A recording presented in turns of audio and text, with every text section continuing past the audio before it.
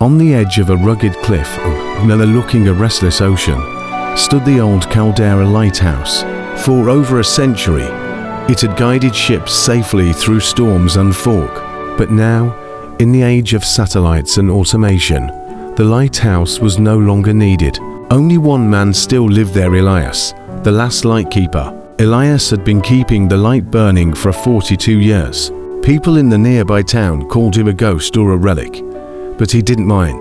The sea had always spoken to him more kindly than people. It whispered through crashing waves and shifting tides, and in return, he kept the light steady for any who might still need it. One stormy night, long after the lighthouse was officially decommissioned, Elias saw something, a small fishing boat, its lights flickering, being tossed like a toy in the black waves. The storm had come in fast, and the boat had likely lost its bearings. Without hesitation, Elias rushed to the top of the tower.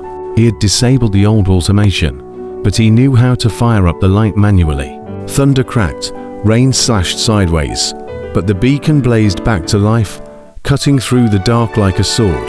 The boat saw it and changed course. Slowly, painfully, it followed the beam into calmer waters. The next morning, when the storm had passed, a young boy and his father came to the lighthouse with a basket of warm bread and tea. The boy had been on that boat. They had no GPS, no signal, nothing except the unexpected light in the storm. "You saved our lives," the father said. "We thought the lighthouse was shut." "It is," Elias said, smiling faintly. "But sometimes, the world still needs an old light." From that day on, people came more often, some for stories, others for advice, or just a quiet moment by the sea.